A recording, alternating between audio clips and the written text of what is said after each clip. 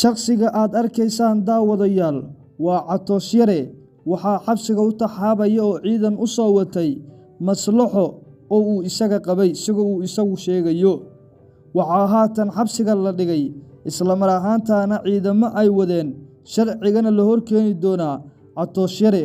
muuqaallo baraha bulshada lagu baahiyay Catoos Yare oo kuleetiga lagu dhagan yahay iyo xogo sira ayaan daawadayaal idinla wadaagi doonaa halka lagu xiray Catoos Yare iyo warbixino kale muuqaalka la garee oo ku soo biir baraheena bulshada ee Ducaysana Media ku mahadsanid daawade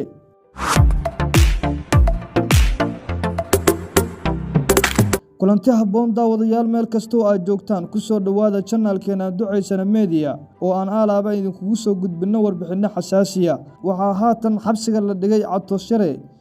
oo ka tirsanaa Durdur Media isla mar ahaantaana xabsiga loo dhigay arrimo loogu aanaynayo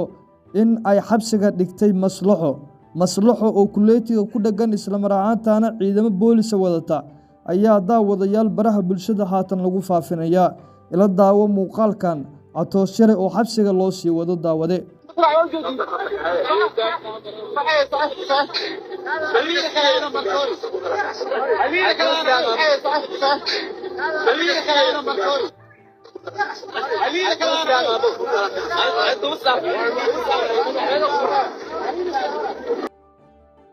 ku mahadsanid daawashada muuqaalkan fadlan muuqaalka la garee oo la wadaag daawade saaxiibadaada kale tan iyo kulanti dambe nabad diino